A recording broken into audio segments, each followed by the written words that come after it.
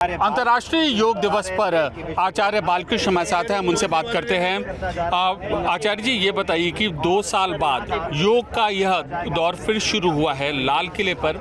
आप अपनी ओर से, चूंकि लाखों लोग इतनी ज़्यादा तादाद में विश्व भर में आपको देखते हैं, क्या संदेश देना चाहेंगे? पूरी दुनिया में योग को लेकर के जो चेतना पुनः जागृत हुई है, यह अद्भुत है और हम सब के लिए प्रसन्नता के साथ में संतोष और गौरव प्रदान करने वाला है।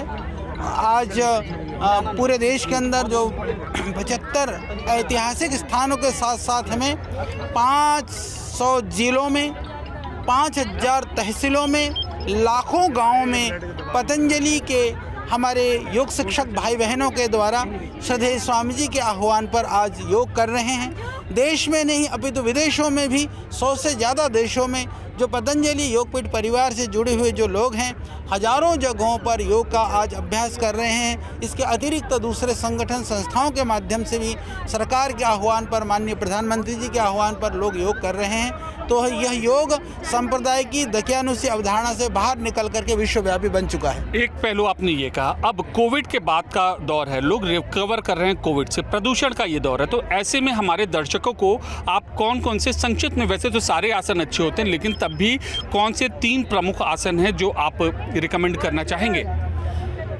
देखिए, मानसिक अवसाद के लिए, चाहे प्रदूषण से बचाव के लिए, अपनी हम जब इम्यून सिस्टम स्ट्रॉन्ग करेंगे तो ही बच पाएंगे।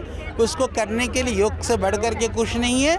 नित्य अभ्यास क्रम में यदि सूर्य नमस्कार का प्रतिदिन अभ्यास करें, भस्त्रिका, कपालभाति, अनुलोम प्राणायाम का प्रैक्टिस करें तो आप ठीक रहेंगे।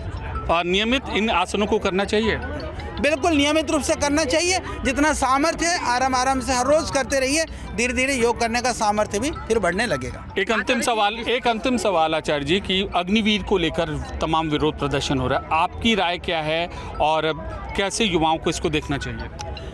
युवाओं को किसी भी तरह से हिंसात्मक कोई रास्ते का, मार्ग का आलम्बन नहीं करना चाहिए। विरोध अहिंसात्मक रूप से भी हो सकता है, पर विरोध ये नहीं कि दूसरों ने कह दिया इसलिए हमको विरोध करना है।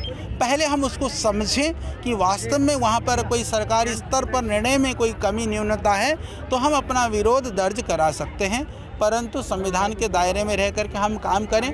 हम राष्ट्र सेवा की बात करते हैं, सीमाओं में जा करके अपने जीवन न्यौछावर करने की बात करते हैं, तो इस तरह की बात करने वाला व्यक्ति कभी हिंसा का मार्ग आलम्बन करें, यह कदापि उचित नहीं है।